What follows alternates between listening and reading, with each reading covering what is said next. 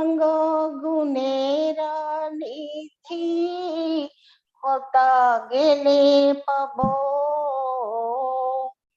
गौरंग गुनेरानिधि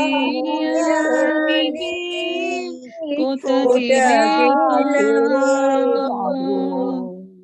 ते सब संगीरो संगे जे कोई लो बिलास से सब संगीरा संगे कोई लो बिलास ते सबो संगीरो संगे जे कोई लो बिलास से सब संगीरा संगे जे कोई लो बिलास से संगो न पाए कांते नरोत्तम दास से संगो न पाए नरोत्तम दास से सबो संगीरो संगे जे कोई लो बिलास शेषब संगीरा संगे जे कोई लो बिलास ते संगो न पाए पाया कांते नरोत्तम दास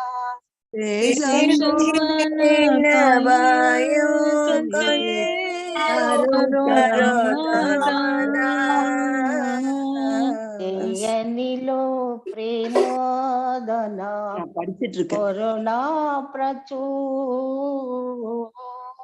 ஜெயனிலோ பிரேமோதனா கொரோனா பிரச்சூர் हरे कृष्णा कृष्ण कृष्ण हरे हरे हरे कृष्णा कृष्णा कृष्णा हरे हरे हरे राम राम राम हरे हरे हरे राम राम राम हरे हरे कृष्णा कृष्ण कृष्ण हरे हरे हरे कृष्णा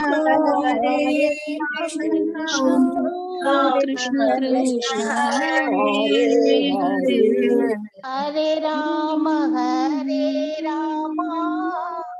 राम राम हरे हरे हरे राम राम राम हरे हरे से अनिलो प्रेमोदना करुणा प्रचुर हरे कृष्ण माता जी पंचांग हरे कृष्णा मैम प्रेमा माता जी एक्सेलेंट वेरी वेरी சூப்பர் அப்படியே வந்திருக்கு हरे कृष्ण माता जी हरे कृष्णा அவங்க நல்லா பாடுறாங்கண்ணா वेरी वेरी हरे कृष्ण माता जी हरे कृष्णा हरे कृष्ण माता जी नमस्कार माता जी நமஸ்காரம் பர்ஃபெக்ட் இன்னைக்கு ஃபுல்லா கேட்டுட்டு அப்புறம் ஃபாலோ பண்ணீங்க வெரி நைஸ் हरे कृष्ण माता जी हरे कृष्ण माता जी हरे नमस्कार माता जी हरे कृष्ण माता जी हरे कृष्णा எல்லாருக்கும் हरे ஒரே ஒரு மாதா ஜி நேத்து நான் ஒரு இது கேட்டேன், அதாவது மனுஷ்ய தர்மம் அப்படின்னு ஒரு லெக்சர்.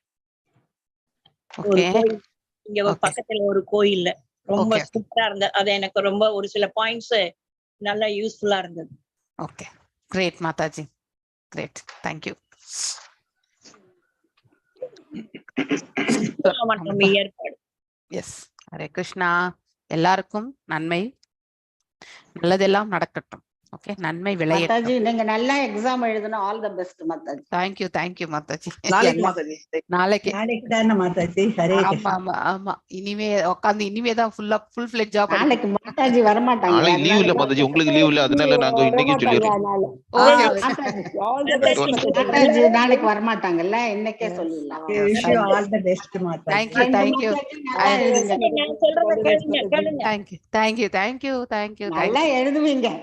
நீங்க நல்லா எழுதுவீங்க, நிச்சயம் நல்லா. நீங்க ராதிகா மாதாஜி நல்லா எழுதுவீங்க. இருந்தாலும் எல்டர்ன்ற முறையில எத்தனை பேரை உருவாக்குறீங்க மாதாஜி? நாங்க எதுவும் உருவாக்கலாத, அவர் பக்தர்களை உருவாக்கிட்டாங்க. உருவாக்குறீங்க. அவங்க எல்லாம் உருவாக்கின்னு இருக்காங்க, நம்ம எதுவும் கிடையாது. Okay, all the best Mataji. Hare Mataji Thank you so much. you he is doing Mataji. Yes, we are only instruments. Yes, correct. సంసారదావా నలలిత లోకా ప్రాణాయ కారుణ్య గణగణాత్వం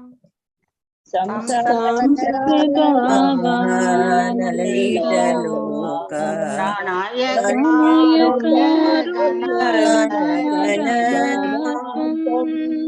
ప్రాప్తస్య కళ్యాణ వందే గురుదే చరణారవిందం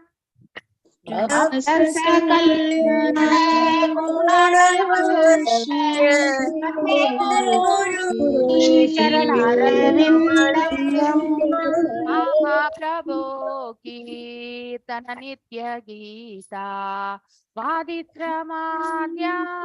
మనసోరసేనా మహాప్రభో కీర్తన నిత్య గీతా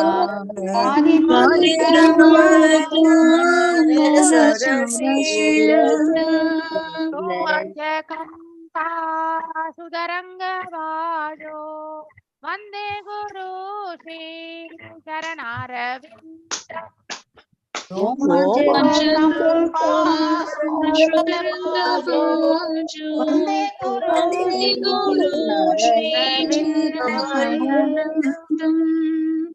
విగ్రహారా తన నిత్య నానా సింగార తన్మన్మాదనాదో శ్రీ విగ్రహారాధన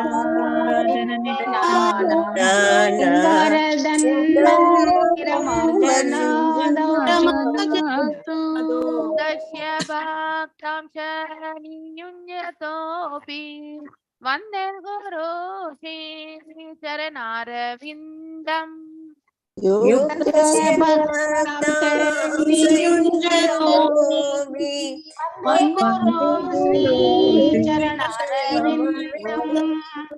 చతుర్విదాసి భగవత్ ప్రసాదో స్వాదన్న త్రితాన్ హరిభక్త సంగాన్ చతుర్వేదా శ్రీ భగవత్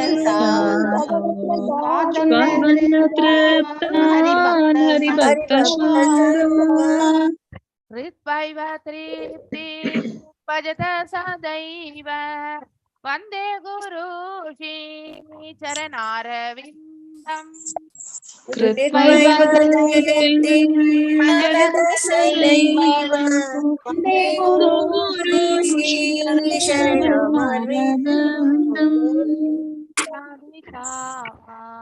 గవయోరపారా మాధుర్య లీలా గుణరూపం నామ్నాం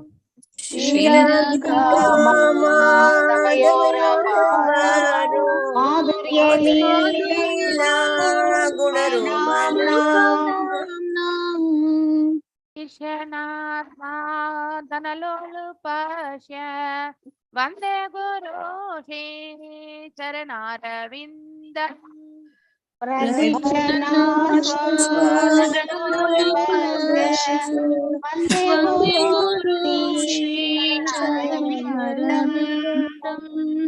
குஞ்சயூனோ ரதிகேலி செல்லிதாய் யாழாலி வீரியோக்திரபேக்ஷணீயா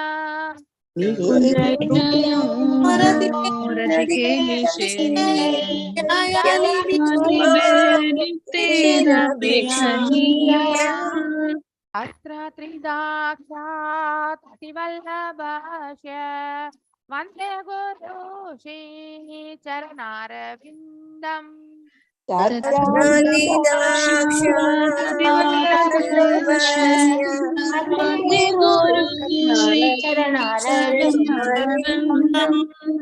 साक्षाधरी त्वेन समस्तशास्त्रै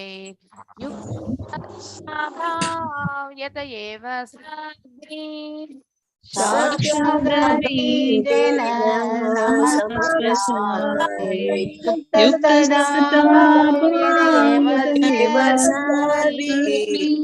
किन्तु प्रभो प्रिय एव सख्यै वन्दे गुरु श्री चरणारविन्दम् किन्तु प्रभो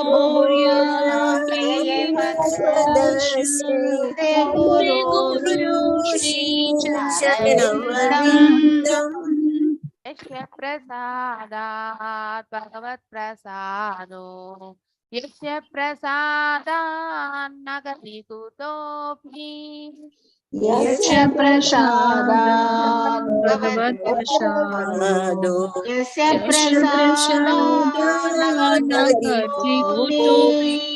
ध्यायन् स्तुवं तस्य यस्य श्रीसन्ध्यं वन्दे गुरु श्री चरणारविन्दम्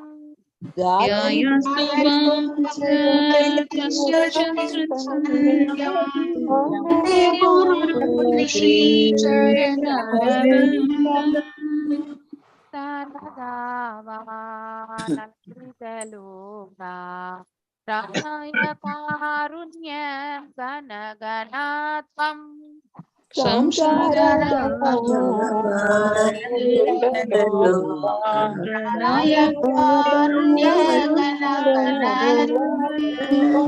अस्तस्य कल्याण गुणनवश्य वन्दे गुरु श्री चरणारविन्दम्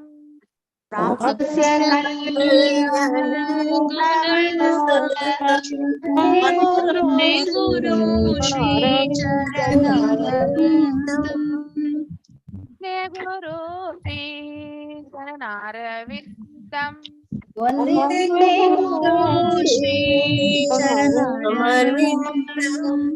नमः ॐ विष्णुपदाय कृष्णपृष्ठाय भूतले श्रीमति भक्ति वेदान्ता स्वामी निधि नामिने नमः ॐ विष्णुपदाय कृष्णपृष्ठाय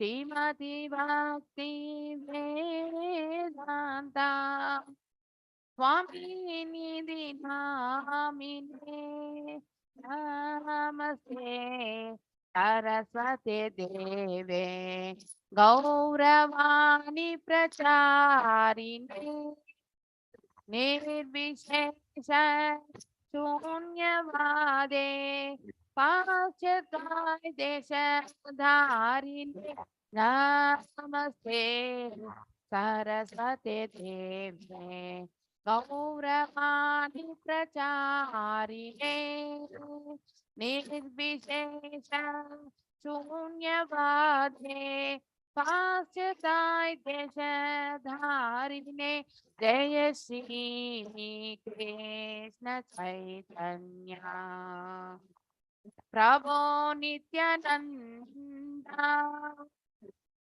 श्री अद्वैत गदाधर श्रीवासादि गौर भक्त वृंदा जय श्री कृष्ण चैतन्य प्रभो नित्यानंद श्री अद्वैत गदाधर श्रीवासादि गौर भक्त वृंदा Hare Krishna, Hare Krishna, Krishna Krishna, Hare Hare, Hare Rama, Hare Rama, Rama Rama, Hare Hare, Hare Krishna, Hare Krishna, Krishna Krishna, Hare Hare,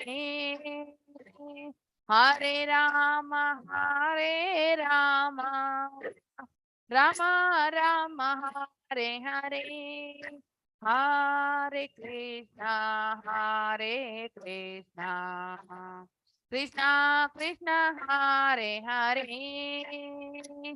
Hare Rama, Hare Rama, Rama Rama, Hare Hare, Jaya Radha Govinda Radha Govinda Radhe, Jaya Radha Govinda Radha Govinda Radhe, Jaya Gauranitai Gauranitai Gauranitai, Jaya Gauranitai, Jaya Gauranitai Gauranitai Gauranitai, Jaya Gauranitai, Jaya Prabhupada, Prabhupada, Prabhupada, Jaya Prabhupada, Nitya Gaura Hari Bol, Hari Bol, Hari Bol, Nitya Gaura Hari Bol, Hari Bol, Hari Bol, Hari Bol, Nitya Gaura Hari Bol. எல்லாருக்கும் ஹரே கிருஷ்ணா. ஹரே கிருஷ்ண மாதாஜி. ஹரே கிருஷ்ணா மாதாஜி. ஹரே கிருஷ்ணா. ஹரே கிருஷ்ண மாதாஜி. பிரணாம் மாதாஜி. பிரணாம் மாதாஜி. ஹரே கிருஷ்ணா. ஹரே கிருஷ்ண மாதாஜி. ஹரே கிருஷ்ணா மாதாஜி. கோமதி ராதே மாதாஜி. கிருஷ்ணா மாதாஜி. ராதே கிருஷ்ணா மாதாஜி. ஹரே கிருஷ்ண மாதாஜி. ஹரே கிருஷ்ண மாதாஜி. ஹரே கிருஷ்ணா மாதாஜி. எல்லாரும் ஹரே கிருஷ்ண மாதாஜி. ஹரே கிருஷ்ணா. உங்க எல்லாருக்குமே ஹரே கிருஷ்ணா. ஹரே கிருஷ்ண மாதாஜி. ஹரே கிருஷ்ணா. ஹரே கிருஷ்ணா மாதாஜி. ஹரே கிருஷ்ணா பிரபு. ஹரே கிருஷ்ணா.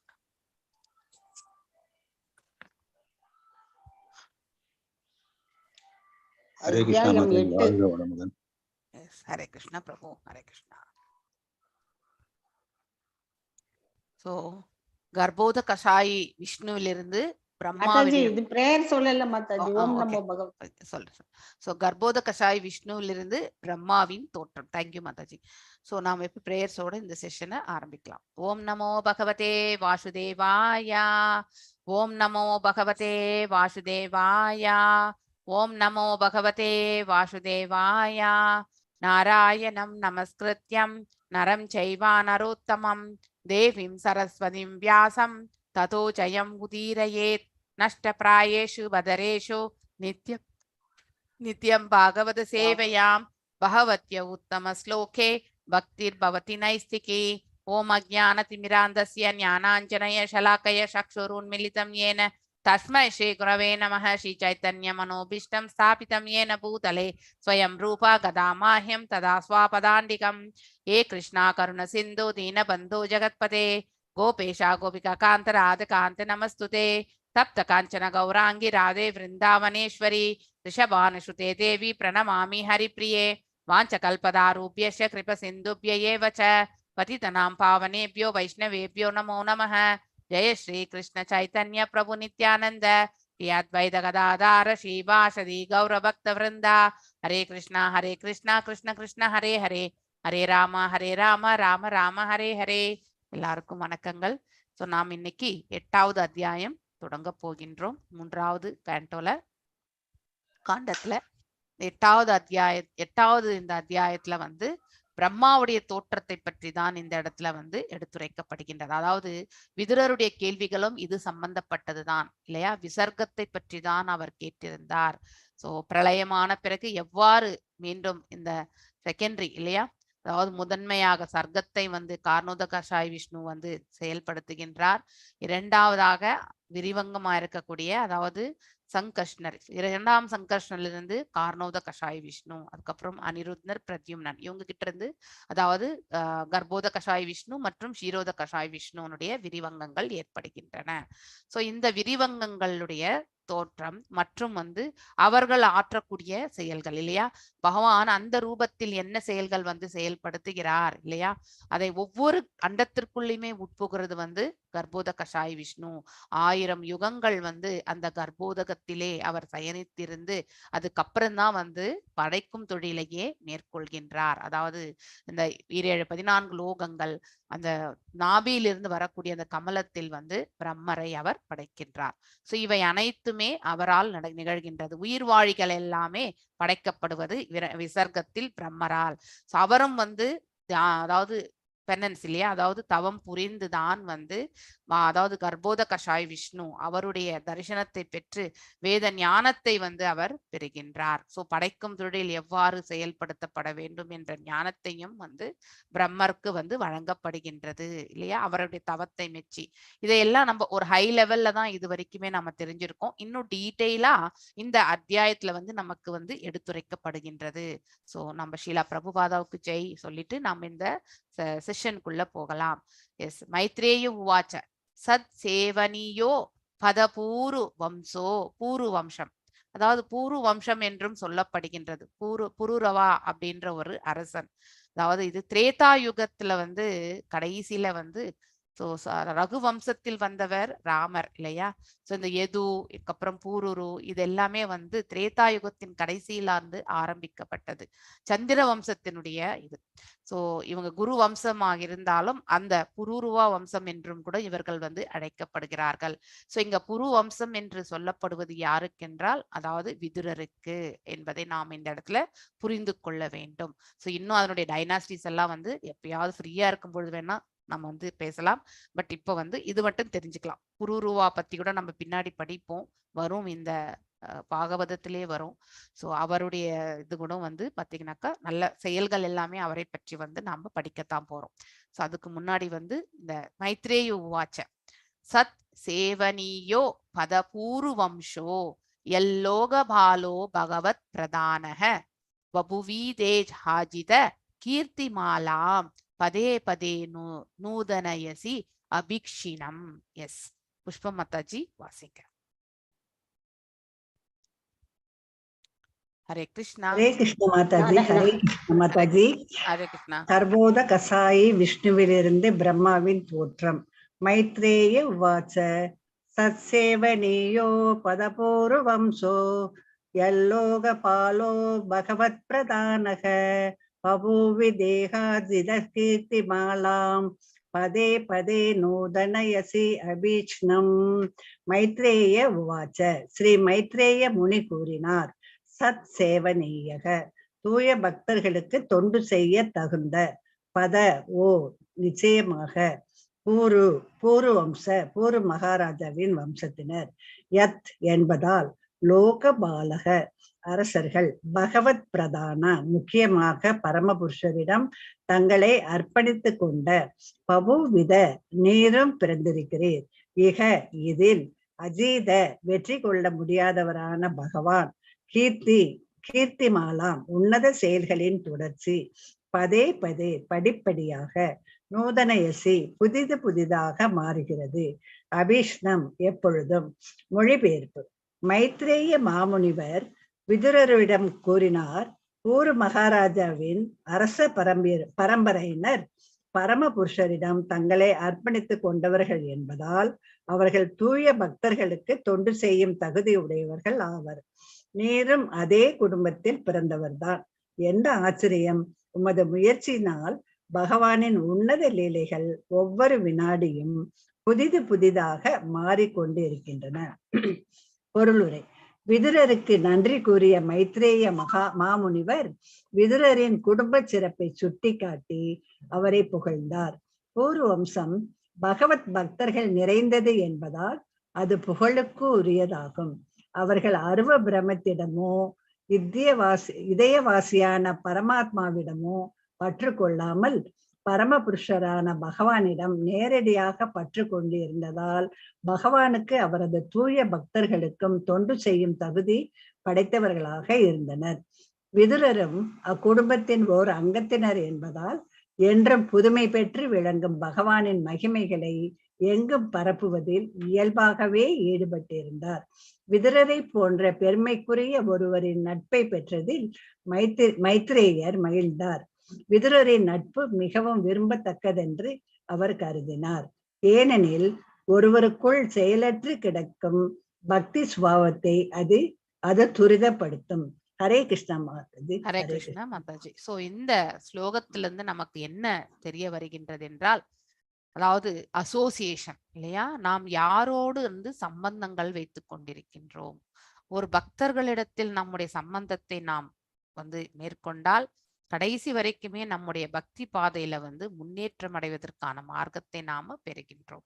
அதனால பக்தர்களுடைய association மிக மிக முக்கியமானது. So இந்த இடத்துல இவ்வளவு கேள்விகள் கேட்டார் விதுரர். விதுரரே ஒரு ஞானிதான், இருந்தாலும் தன்னை ஒரு அஞ்ஞானவாதியாக கருதி கொண்டுதான். எஸ், அந்த குவாலிஃபிகேஷன் எல்லாருக்குமே இருக்கணும். நிறைய கற்றுண்டோம், நிறைய தெரிஞ்சின்றோம் அப்படின்னு நினைக்கிறது மிக மிக தவறானது. அப்படின்னா that is the end point. நமக்கு சேச்சுரேஷன் இல்லையா, பௌதீகத்துலதான் அந்த மாதிரி ஒரு சேச்சுரேஷன் நமக்கு வரணும். அதை நம்ம ஆன்மீகத்திலையும் எடுத்துட்டு வந்தோம்னா நம்ம ஆன்மீகத்திலையும் முழுமை அடையவே முடியாது.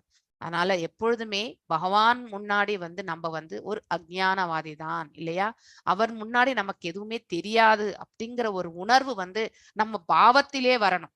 வெறுமனே உதட்டளவுல வர்றது கிடையாது. That should be the humbleness. அதுதான் நம்ம எடுத்து செல்லக்கூடிய அந்த தாழ்மையான சுபாவம். எல்லாம் வல்ல இறைவனுக்கு தான் அனைத்துமே விளங்கும், அனைத்துமே அவருக்கு மட்டும்தான் தெரியும், நமக்கு எதுவும் தெரியாது. அவருடைய அந்தரங்க சக்தியால் அவருடைய ஆற்றலை அவர் ஒருவரால மட்டும்தான் அறிய முடியும், எல்லோராலையுமே அதை புரிந்து கொள்ள முடியாது. சோ அப்படி நம்ம அவருடைய செயல்கள், அவருடைய நாமங்கள் இல்லையா, அவருடைய ரூபங்கள், அவருடைய லீலைகள், இவற்றை எல்லாம் நம்ம படிச்சுட்டே வரோம் பாகவதத்துல. ஆனா எல்லாவற்றையுமே புரிந்து கொள்ளக்கூடிய அந்த கெப்பாசிட்டி நமக்கு இருக்கா? கண்டிப்பாக கிடையாது. ஓரளவுக்கு தான் நம்மளால புரிந்து கொள்ள முடியும், ஓரளவுக்கு தான் அந்த உணர்தல் இல்லையா. எல்லாமே பார்ஷியல் தான் நமக்கு. ஆனால் பகவானுடைய தூய பக்தராகும் பொழுது நமக்கு உள்ளபடி நமக்கு உணர்றதுக்கான அந்த இது கருணை பகவானே புரிகின்றார். அவருடைய கருணையாலதான் அந்த 25% நம்மளால புரிந்து கொள்ள முடியும். எது வரைக்கும் நம்மளால புரிந்து கொள்ள முடியும்? ஒரு ஹையஸ்ட் ஜீவாத்மாவா இருக்கக்கூடிய பிரம்மருடையது எதுனாக்கா அந்த லெவல் மட்டும்தான் நம்மளால கூட ரீச் ஆக முடியும், அதுக்கு மேல முடியாது இல்லையா. சோ அதுவும் தூய பக்தர் எனக்கூடிய நிலையில போகும் பொழுதுதான் நமக்கு அதனால அந்த லெவலுக்கு போக முடியும். நாம இன்னும் கனிஷ்ட அதிகாரியிலிருந்து கொஞ்சம் மத்தியம அதிகாரிக்கு போகக்கூடிய நிலையில நம்ம எல்லாம் பிரயத்தனங்கள் செய்து கொண்டிருக்கின்றோம் இல்லையா. சோ இன்னும் நாம அதுல கூட ரீச் ஆகல. அப்படி இருக்கும் பொழுது நம்முடைய உணர்தல் இன்னும் முழுமை அடையவில்லை. சோ ஓரளவுக்கு தான் நம்மளால புரிந்து கொள்ள முடியும் என்பதை நாம இந்த இடத்துல தெரிந்து கொள்ள வேண்டும். ஒருவருக்குள் செயலற்று கிடக்கும் பக்தி சுபாவத்தை அது துரிதப்படுத்தும். எது துரிதப்படுத்தும்? நாம் பக்தர்களோடு கொண்டிருக்கக்கூடிய அந்த உறவு இல்லையா. சோ அந்த பக்தி தொண்டுல ஒருத்தருக்கு ஒருத்தர் நம்மளால உபதேசித்து கொள்ள முடியும். நான் எனக்கு புரிஞ்சதை உங்களுக்கு சொல்ல முடியும், உங்களுக்கு புரிஞ்சதை எனக்கு சொல்ல முடியும் இல்லையா. இப்படிதான் ஒருவர் உபதேசித்து கொண்டு பகவானுடைய புகழ்களை பாடுவதில் நம்மளை நாம ஈடுபடுத்திக் கொள்ளும் பொழுது அதுவே பரமனுக்கு பெரும் மகிழ்ச்சியை கொடுக்கின்றது.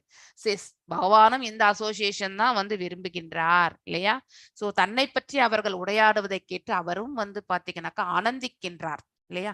அது பேரானந்தம். தன்னை பற்றி சொல்லும் பொழுது எஸ் அவருடைய ஆற்றல்கள் போத், அதாவது அவருடைய பர்சனல் ஃபார்ம் அதுக்கப்புறம் இம்பர்சனல் இரண்டும் ஒரே சமயத்தில் இருக்கக்கூடியவர் யார் என்றால் எல்லாம் வல்ல இறைவன்.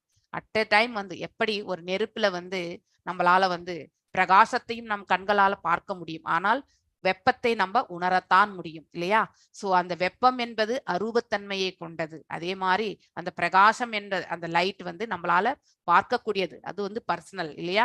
இம்பர்சனல் அண்ட் பர்சனல் ரெண்டுத்தையுமே அந்த அக்னியில நம்ம பார்க்கின்றோம் இல்லையா. சோ அதே போன்ற நிலைதான் பகவானுடையது, சைமல்டேனியஸ்லி இல்லையா. அச்சிந்திய பேத அபேத தத்துவம், அதுல இருந்து வரக்கூடிய ஒரு பொறிதான் நாம ஆத்மா இல்லையா. சோ இந்த அணு ஆத்மா சைஸ்ல இருக்கிறது, அந்த பொறிக்கும் வந்து பாத்தீங்கன்னாக்கா ஹீட் எனக்கூடிய அதாவது வெப்பம் எனக்கூடிய அந்த சுபாவமும் உண்டு, பிரகாசம் எனக்கூடிய அந்த சுபாவமும் அந்த தீப்பொறிக்கு உண்டு. நாம் எல்லாம் அளவில் குவாலிட்டி மட்டும்தான் பகவானை போல ஒத்தவர்கள் நம்ம இல்லையா? ஆனா ஆத்மாவுக்கும் பரமாத்மாவுக்கும் வந்து இயல்பால் ஒன்றுதான், ஆனால் அளவில் வந்து நாம ஒப்பிடவே முடியாது. ஏனென்றால் அவர் நம்ம அருகிலும் இருக்கின்றார், மிக தொலைவிலும் இருக்கின்றார். அஞ்ஞானத்தில் இருப்பவர்களுக்கெல்லாம் பகவான் தொலைவில் தான் இருக்கின்றார். ஞானத்தை நோக்கி செல்பவர்கள், பகவான் மீது பக்தி கொண்டவர்களுக்கெல்லாம் தன்னுடைய ஹிருதயத்தில் இருக்கிறது வந்து விளங்கும். சோ அஞ்ஞானத்தில் இருப்பவர்களுடைய ஹிருதயத்திலேயுமே பகவான் இருக்கின்றார், ஆனால் அவர் இருக்கின்றார் என்ற உணர்வு என்பது அவர்களுக்கு விளங்காது. சோ அது அவர்களுடைய ஞானத்தினுடைய லெவல் இல்லையா? சோ ஹி கேன், நமக்காக அவர் நடக்கவும் செய்வார், நடக்காமல் இருக்கவும் செய்வார். எல்லாமே எல்லா செயல்களுமே அவரால் வந்து ஒன்று போல வந்து எப்பொழுதுமே வந்து ஒரு அட் எ டைம் இல்லையா, சைமல்டேனியஸ்லி அப்படின்னாக்கா அதே சமயத்தில் வந்து அவரால் செயலாற்ற முடியும். அரூபமாகவும் செயலாற்ற முடியும், ரூபமாகவும் செயலாற்ற முடியும். அந்த மாதிரி ஒரு நிலை வந்து பகவானுக்கு மட்டும்தான் உண்டு. அவருடைய இன்கன்சீவபிள் பொட்டன்சிஸ் இல்லையா, நம்ம புலன்களால் வந்து புரிந்து கொள்ள முடியாத அவருடைய எல்லையற்ற ஆற்றலை வந்து நம்ம வந்து விளக்கவே முடியாது. அதனால அதை பற்றி நாம கண்டிப்பாக உணர வேண்டும், உணர்ந்து அறிய வேண்டும் இல்லையா? சோ இங்க ஸ்ரீலா பிரபுபாதருடைய விளக்க உரையிலிருந்து நமக்கு கிடைக்க பெற்றிருக்கக்கூடிய கருத்து என்ன? ஒருவருக்குள் செயலாற்றும் எல்லாருக்குள்ளேயுமே வந்து பக்தி உண்டு இல்லையா? எவ்வாறு ஒரு குழந்தைக்கு வந்து நடக்கும் அந்த அதாவது இயல்பு வந்து பிறக்கும் பொழுதே இருக்கின்றதோ, சில காலம் கழித்து அந்த குழந்தை நடக்கத்தான் வேண்டும். தட்டு தடுமாறி விழுந்து எழுந்தாலும் அதுக்கப்புறம் அவன் வந்து கரெக்டா நடக்கக்கூடிய பயிற்சியை அவன் பெறுகின்றான். ஆனால் அந்த நடக்கக்கூடிய அந்த குவாலிஃபிகேஷன் வந்து குழந்தைக்குள்ள உண்டு. அதே போலதான் ஒவ்வொரு உயிர்வாழிக்குள்ளேயுமே பக்தி உண்டு. ஆனா அந்த சுபாவத்தை நாம வந்து அபிவிருத்தி செய்து கொள்ள வேண்டும். அதற்கு நமக்கு என்ன தேவை? அதாவது பக்தர்களோட இருக்கக்கூடிய அந்த அதாவது ரிலேஷன்ஷிப் நமக்கு கண்டிப்பா தேவை. மேலும் பிரசாதத்தை நாம ஸ்வீகரிக்க வேண்டும் இல்லையா? சோ அப்பதான் நம்முடைய கர்ம பலன் எல்லாமே வந்து பாவங்களிலிருந்து நம்ம விலகுவோம்.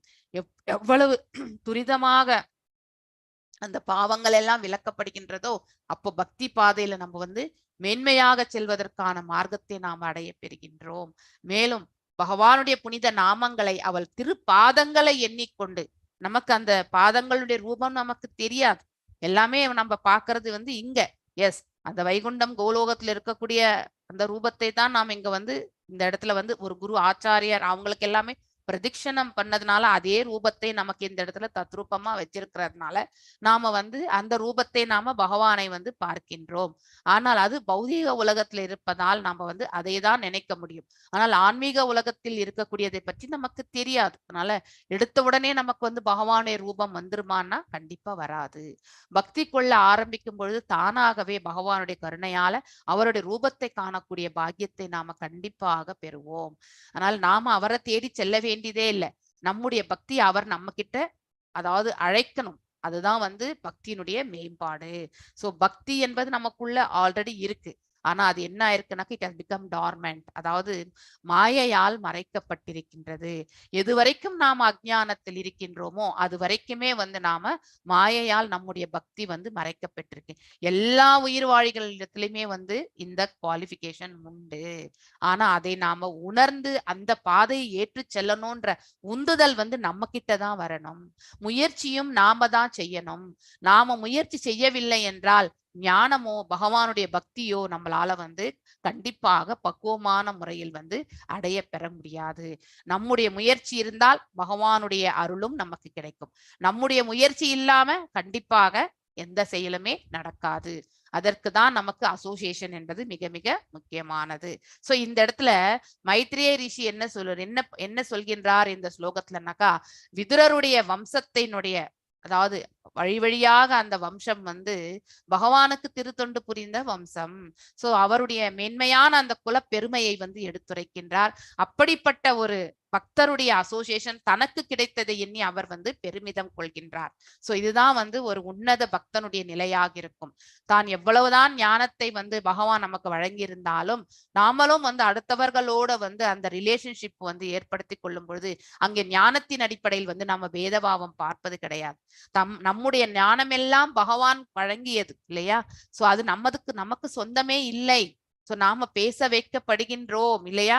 நாம we have become only instrument. பகவானுடைய திருக்கரங்களில் நாம் எப்பொழுதுமே ஒரு கருவியாகத்தான் இருக்கின்றோம்.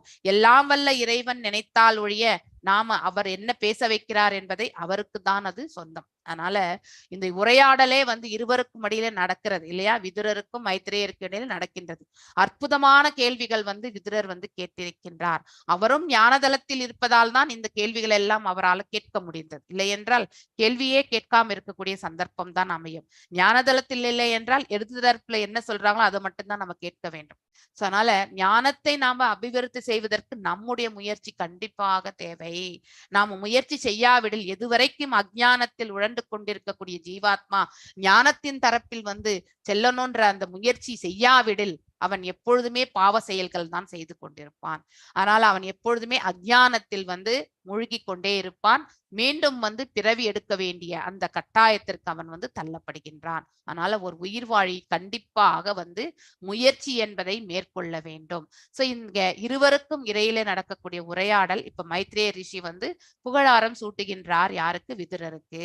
சோ அவருடைய பரம்பரை எவ்வாறு, எது மற்றும் இவங்க எல்லாருமே வந்து குரு எல்லாமே வந்து இந்த புரூருவா வம்சத்திலிருந்து பிரிந்து வந்தவங்க தான் இவங்க எல்லாருமே. சோ புரூருவா அது வந்து சந்திர வம்சத்துல வந்து வந்தது. சோ பேசிக்கலி சந்திர வம்சம், சூரிய வம்சம் வந்து திரேதாயுகத்திலேயே நிறைவு பெற்றது. அதுக்கப்புறம் சந்திர வம்சம்.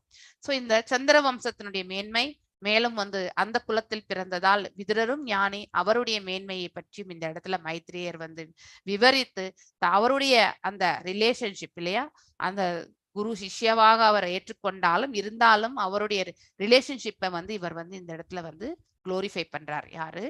மைத்ரேய ரிஷி.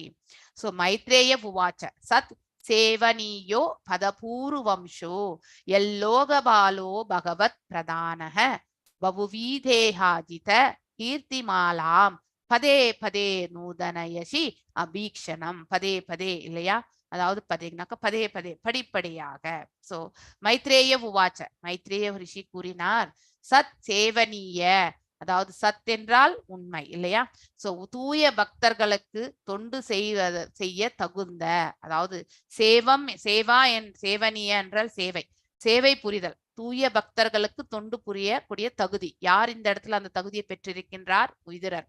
சோ இந்த இடத்துல வந்து அதாவது மைத்ரேய ரிஷிக்கு வந்து தன்னை ஒரு அதாவது சிஷ்யராக ஏற்றுக்கொள்ளும்படி பாவிக்கும்படி தான் வந்து விதுரர் கேட்டுக்கொள்கின்றார். அந்த மாதிரி அப்படி இருக்கும்போது மைத்ரேய ரிஷி வந்து ஒரு தூய பக்தர், அவருக்கு வந்து தொண்டு புரியக்கூடிய தகுதி வந்து யார் பெற்றிருந்தது? விதுரர் வந்து பெற்றிருந்தார். நிச்சயமாக பூரு வம்ச, பூரு மகாராஜனின் வம்சத்தினர், எது என்பதால் லோகபாலா அரசர்கள், அதாவது அந்த பரம்பரையில் வந்த அரசர்கள், பகவத் பிரதான முக்கியமாக பரமபுருஷரிடம் தன்னை அர்ப்பணித்து கொண்ட வம்சம். சோ பகவானுக்கு நித்திய தொண்டு புரியக்கூடிய வம்சத்தை சேர்ந்தவர். பபுவீத, நீரும் பிறந்திருக்கின்றீர், you are born in that family அப்படின்றத வந்து இந்த இடத்துல வந்து மைத்ரேய ரிஷி வந்து விதுரரை பார்த்து எடுத்துரைக்கின்றார். இஹ இதில் அஜீத, அதாவது வெற்றி கொள்ள, அஜீத் அப்படின்னாலே வெற்றி கொள்ள முடியாதவர். அது யாருக்கு பொருந்தும்? எல்லாம் வல்ல இறைவன், அவருக்கு ஒருத்தருக்கு மட்டும்தான் பொருந்தும். அவரை நாம யாராலுமே வெல்ல முடியாது. இஸ் த, அதாவது அவருக்கு சமமாகவோ அவருக்கு மேலேயும் யாரும் இந்த பிரபஞ்சத்தில் இல்லை என்பதை நாம படித்து கொண்டே வருகின்றோம் இல்லையா. அவரை வெற்றி கொள்வது என்பது சாத்தியக்கூறு கிடையாது. அதனால்தான் வெற்றி கொள்ள முடியாதவரான பகவான் என்று சொல்லப்படுகின்றது. கீர்த்தி மாலாம், அதாவது உன்னத செயல்களின் தொடர்ச்சி, அதாவது தெய்வீகமான செயல்களுடைய அதாவது தொடர்ச்சி. சோ பதே பதே படிப்படியாக, நூதனயசி புதிதாக மாறுகிறது, அபீக்ஷணம் எப்பொழுதும். சோ அதாவது டிரான்ஸ்பர்மேஷன் எப்பவுமே காலத்தின் கட்டாயத்திற்கு ஏற்றவாறு அநேக செயல்கள் வந்து மாற்றத்திற்கு வருகின்றன இல்லையா. அதை தான் இந்த இடத்துல வந்து எடுத்துரைக்கப்படுகின்றது. மைத்ரேய மாமுனிவர் விதுரரிடம் கூறினார், பூர் மகாராஜனின் அரச பரம்பரையினர் பரமபுருஷரிடம் தங்களை அர்ப்பணித்து கொண்டவர்கள் அவர்கள், அந்த பூரு வம்சம் என்பதால் அவர்கள் தூய பக்தர்களுக்கு தொண்டு செய்யும் தகுதி உடையவர்களாகின்றனர். அப்படிப்பட்ட வம்சத்தில் பிறந்த விதுரர் வந்து வந்து ஒரு ஒரு பியோர் டிவோட்டி இல்லையா, தூய பக்தருக்கு தொண்டு செய்வதற்கான தகுதியை அவர் குவாலிஃபிகேஷன் இல்லையா பெற்றிருக்கிறார். நீரும் அதே குடும்பத்தில் பிறந்தவர் தான் அப்படின்ட்டு விதுரரை பார்த்து எடுத்துரைக்கின்றார். என்ன ஆச்சரியம், உமது முயற்சினால் பகவானின் உன்னத லீலைகள் ஒவ்வொரு வினாடியும் புதிதாக மாறிக்கொண்டிருக்கின்றது. அதாவது அதை நம்ம வாசிக்க இல்லையா, அதை பற்றி நம்ம வந்து உணர ஆரம்பிக்கும் பொழுது அது நமக்கு என்றும் புதுமையாகவே காட்சியளிக்கின்றது. எஸ், இந்த உணர்வு நம்ம எல்லாருக்குமே வரும். மகாபாரதம் நம்ம சீரியல் பாக்குறோம், அதே மாதிரி ராமாயணத்தையும் பாக்குறோம் இல்லையா. சோ ஒவ்வொரு முறையும் பார்க்கும்பொழுது நமக்கு ஒரு புதிதான கருத்து வரும். ஏனென்றால் நாம் அந்த இதுல வந்து ஒன்றி போயிருப்போம், இன்னும் பார்க்கணும், அதை கேட்கணும் அப்படிங்கிற அந்த உணர்வு இருக்கும். புக்ல வாசித்தா கூட நம்ம வந்து அத்தகைய செயலில் தான் நாம் ஈடுபடுவோம். இன்னும் நன்னா புரிச்சுக்கும். இப்ப பகவத்கீதை வாசிக்கிறோம், இன்னைக்கு வாசிச்சதை மீண்டும் ஒரு முறை அதே ஸ்லோகம் அதே பொருளுரை நாம வாசித்தோம் என்றால் இன்னும் டெப்தா, இன்னும் ஆழ்ந்த கருத்துக்கள் புதிதாக நமக்கு கண்டிப்பாக தென்படும். இதுதான் மகிமையே. சோ அதே பௌதீக புஸ்தகங்களை படிச்சா நமக்கு எதுவுமே வராது. ஆன்மீகத்துக்கு சம்பந்தமான புத்தகங்களை நம்ம வாசிக்கும் பொழுது கண்டிப்பாக இந்த மாதிரியான உணர்தல் ஒவ்வொரு உயிர் வாழிக்குமே வரும். அது அவர்களுடைய ஈடுபாடை பொறுத்து, அவர்கள் அதை எவ்வாறு மனதில வந்து ஏற்றுக்கொண்டு அதை வாசிக்கின்றார்களோ அதற்கேற்றவாறு பகவானும் இன்னும் கொஞ்சம் ஞானத்தை வந்து தள்ளி விடுவார். நமக்கு அதை இன்னும் புரிஞ்சுக்கணும் அப்படிங்கிற அந்த பாதையை நமக்கு அவர் ஏற்படுத்தி கொடுப்பார். அவரும் அந்த ஞானத்தை நமக்கு வழங்குவார். ஆனால் நம்ம கிட்ட பூர்ணமான சமர்ப்பணத்தை நாம மேற்கொள்ள வேண்டும். யாரிடத்தில்? எல்லாம் வல்ல இறைவனிடத்தில். விதுரருக்கு நன்றி கூறிய மைத்ரேய மாமுனிவர் விதுரரின் குடும்ப சிறப்பை சுட்டி காட்டுகின்றார் இல்லையா, பூர்வ வம்சத்தை. அவரை புகழ்ந்தார். பூர்வ வம்சம் பகவத் பக்தர்கள் நிறைந்தது என்பதால் அது புகழுக்குரியதாகும். சோ அந்த வம்சத்தில் பிறந்தவர்கள் அனைவருமே பகவானுக்கு திருத்தொண்டு புரிந்தவர்கள். சோ அத்தகைய அதாவது பாத்தீங்கன்னா பரம்பரால வந்து பிறந்தவர் யார் என்றால் விதுரர். அவர்கள் அருவ பிரம்மத்திடமோ இதயவாசியான பரமாத்மாவிடமோ பற்றுக்கொள்ளாமல் இல்லையா, இது எல்லாமே பார்ஷியல் ரியலைசேஷன். பகவானுடைய திருவுடலில் ஏற்படக்கூடிய அந்த பிரகாசம் தான் வந்து பிரம்ம ஜோதி இல்லையா. அதுதான் அது வந்து நம்ம வந்து அதாவது அருவ பிரம்மம் என்று சொல்கின்றோம். அதாவது வெறுமனே பிரகாசம், ரூபமற்ற தன்மை. மேலும் இதயவாசி, தியான பயிற்சியில் ஈடுபடுபவர்கள் ஹிருதயத்தில் 4 கைகளுடைய சொரூபம் இல்லையா. இவை எல்லாமே பார்ஷியல் ரியலைசேஷன் தான். 2 கைகளுடைய பகவான் அவருடைய இது வந்து பார்க்கிறது, அந்த மாதிரி ஒரு நிலையை உணரக்கூடியவர்கள் தான் பக்தர்கள். சோ அந்த மாதிரி பக்தர்கள் இருக்கக்கூடிய பரம்பரை தான் வந்து பூர்வ வம்சம். சோ பரமபுருஷனான பகவானிடம் நேரடியாக பற்று கொண்டதால் பகவானுக்கு அவரது தூய பக்தர்களுக்கும் தொண்டு செய்யும் தகுதி படைத்தவர்களாக இருந்தனர் இல்லையா, அந்த வம்சத்துல பிறந்தவர்கள். விதுரரும் அக்குடும்பத்தின் ஒரு அங்கத்தினர் என்பதால் என்றும் புதுமை பெற்று விளங்கும் பகவானின் மகிமைகள். புதுமை அந்த வார்த்தை ஆல்வேஸ், அதாவது பாத்தீங்கன்னாக்கா அதாவது புதுமையான நிலை இல்லையா, எவர் நியூ. அவர் எப்பவுமே நம்ம வந்து அதை புதுசா கேட்கிற மாதிரிதான் இருக்கும். அவருடைய லீலைகளை பற்றி பேச ஆரம்பிக்கும் பொழுது அது எல்லாமே நம்முடைய உணர்தல் எனக்கூடிய நிலையிலிருந்து நம்மளால உணர முடியும். அதனால பூர்வ வம்சத்தில் பிறப்பவர்கள் பகவானின் மகிமைகளை எங்கும் பரப்புவதில் வந்து இயல்பாகவே ஈடுபட்டிருந்தார். That is the natural qualification அவங்களுக்கு வந்து அந்த வம்சத்துல வந்து கிடைக்க பெற்றது. விதுரரை போன்ற பெருமைக்குரிய ஒருவரின் நட்பை பெற்றதில் மைத்ரேயர் வந்து மகிழ்ந்தார் இல்லையா. சோ அந்த விதுரருடைய நட்பையும் வந்து இங்க குளோரிஃபை பண்றார் யாரு, மைத்ரேயர் ரிஷி. விதுரரின் நட்பு மிகவும் விரும்பத்தக்கது என்று அவர் கருதினார். he liked that relationship இல்லையா, நட்பு என்பது. ஏனெனில் ஒருவருக்குள் செயலற்று கிடக்கும் பக்தி சுபாவத்தை அது வந்து துரிதப்படுத்தும் இல்லையா. சோ ஒரு பக்தர் இன்னொரு பக்தரோட அசோசியேஷன் ஏற்படும் பொழுது இருவருக்குள் இருக்கக்கூடிய அந்த பக்தி நிலை வந்து ஃபாஸ்டா வந்து பாத்தீங்கன்னாக்கா முன்னேற்றம் அடையும். இதுதான் வந்து அசோசியேஷனுடைய முக்கியத்துவம். அடுத்து பிரேம மாதாஜி நீங்க வாசிங்க. சோ அகம் நிருணாம் சுல்ல சுகாய துஹம் மகத் கதானாம் விரமாய தஷ்ய பிரவர்த்ததே பாகவதம் புராணம் யத் ஆக சாக்ஷாத் பகவான் ருஷிப்ய. எஸ் வாசிங்க மாதாஜி. ஹரே கிருஷ்ணா மாதாஜி. ஹரே கிருஷ்ணா. சோகம் நிர்ணாம் சுல்ல சுகாய துக்கம் மகத் கதானாம் விரமாய தஸ்ய பிரவர்த்தயே பாகவதம் புராணம் யத்தாக சாக்ஷாத் பகவான் ருஷிப்யஹ.